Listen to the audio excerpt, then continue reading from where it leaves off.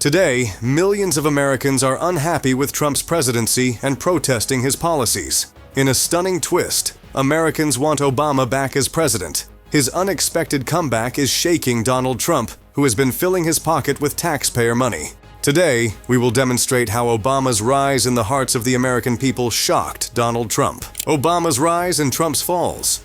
What if I told you that one president pushed through the limits of his dreams for Americans without personal financial gain, while the other leveraged his office to accumulate profits for the wealthy through government spending and foreign patronage? Do you know that while Obama's tenure is often associated with progressive reforms amid economic recovery, Trump's policies have been debated for their impacts on institutions, equity, and international standing? For starters, most Americans will not forget that before 2010, the United States healthcare system was dying, relying heavily on employer-sponsored insurance, which left millions of Americans without coverage. For instance, if you lost your job, were self-employed, or had a pre-existing condition, don't even sweat it. You'd be denied insurance. Americans were suffering. A lot of people went broke paying medical bills, and once they hit the limit on their insurance, they were left with no coverage after getting really sick. But guess what? That's when Obama did his magic.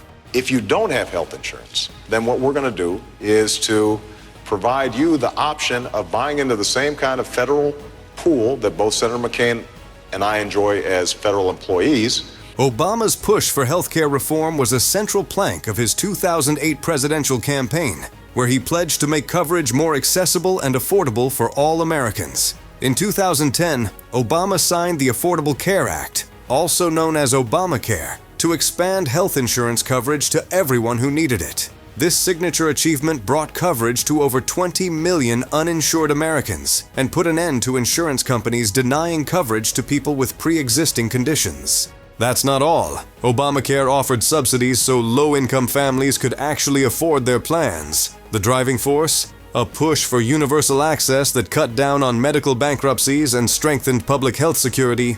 And no, there wasn't any personal profit in it for Obama. He was inspired by real people crushed by medical debt or denied care. His plan was simple: to protect families from going broke, ensure that no one's turned away for being sick, and cover the costs with taxes on the wealthy and the medical industry, while working to bring prices down in the long term. Now, fast forward to 2017, and Trump took a swing at repealing it with the American Health Care Act, AHCA. The insurance companies are fleeing. It's been a catastrophe, and this is a great plan. I actually think it will get even better, and this is, make no mistake, this is a repeal and a replace of Obamacare. Make no mistake about it. Donald Trump's administration attempted to undermine the ACA by cutting subsidies, which inadvertently increased government spending on premiums by approximately $20 billion annually, and made plans less affordable for some individuals who were not eligible for subsidies. If it had passed, it would have dropped the mandates requiring coverage, slashed federal spending, and potentially driven up premiums while shifting more risks onto states. Critics slammed it as a giveaway to insurance industry donors, prioritizing corporate interests over the needs of everyday Americans. It is glaring. Obama's approach expanded protections for the most vulnerable, while Trump's aimed to roll them back, which could have hit everyday folks hardest. What about you? Has the ACA been a help or a headache in your experience? But just before you answer that, let's pivot to the economy, where the contrasts between Obama and Trump get even sharper right out of the gate. Obama inherited a nightmare economy during the Great Recession, mass unemployment, chaos. But he handled it with real class, signing the American Recovery and Reinvestment Act in 2009. This injected $800 billion into infrastructure, education, and jobless aid, creating millions of jobs and stabilizing things for everyday families. Zero personal profit. Obama even donated his Nobel Prize money to charity, keeping his focus purely on public good. The result? He handed Trump a thriving economy with solid, consistent growth.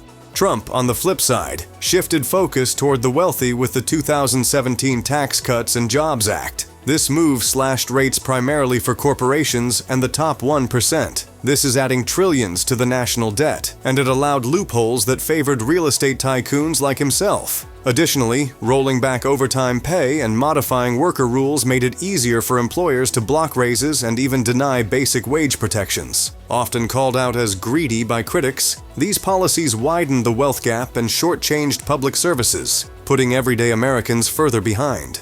Let's not forget that from 2009 to 2017, Obama made education a top priority, investing in schools and colleges to boost opportunity, fairness, and America's global competitiveness. Let's talk about Race to the Top, RTTT. The RTTT, launched in 2009 with $4.35 billion in funding, prompted states to raise academic standards, enhance teacher evaluations, expand charter schools, and address struggling schools.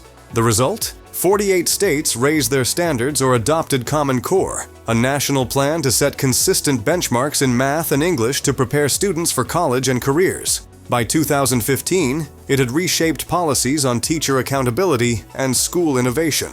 But improving the higher education standard is not enough if only a few Americans can afford it. Obama knew he had to do more, and he did it with the higher education and student aid reforms. Higher education cannot be a luxury for a privileged few. It is an economic necessity that every family should be able to afford. Every young person with dreams and ambitions should be able to access. Obama didn't just talk about education, he changed the game. He pumped $36 billion into Pell Grants, a subsidy the U.S. federal government provides for students who need it to pay for college. Guess who benefited? Over 8 million low-income students. He cut private banks out of student loans because why pay middlemen? That saved $68 billion, which was then reinvested in student aid. The good part is, you don't even have to worry about tuition. Obama's American Opportunity Tax Credit gave families up to $2,500 in relief. And what about free community college? Although the plan didn't fully pass, it sparked a national debate. Even the youngest weren't left out. Head Start and preschool programs expanded, giving 4-year-olds in poor neighborhoods a real shot. Supporters, even experts at Brookings Institution, say Obama sparked real innovation.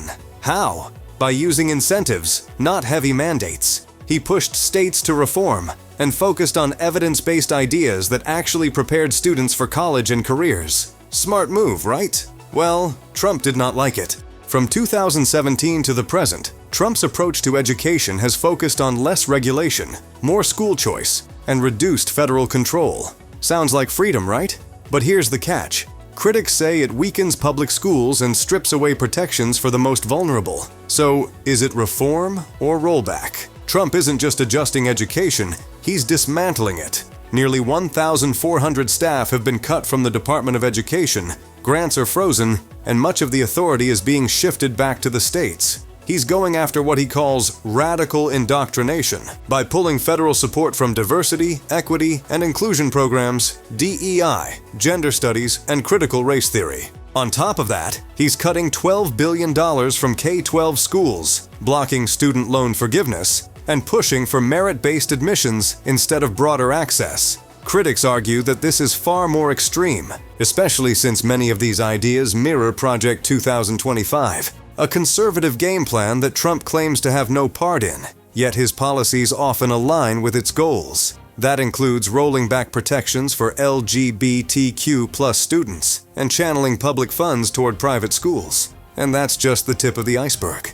Immigration has become one of Trump's most explosive flashpoints. Why? Because his administration didn't just talk tough. It ramped up deportations and even sent in federal forces and the National Guard to cities, all in the name of crime control and border security. We are looking to set a goal of a minimum of 3,000 arrests for ICE every day. We can't take the risk of letting these Biden illegals roam around freely so that the next American daughter can get raped. Now, the 3,000 arrests a day number is part of the Trump administration's larger goal of deporting 1 million immigrants in 1 year, which, it's worth noting, would be more than double the previous record of 400,000 set under Obama's presidency. But here's the question.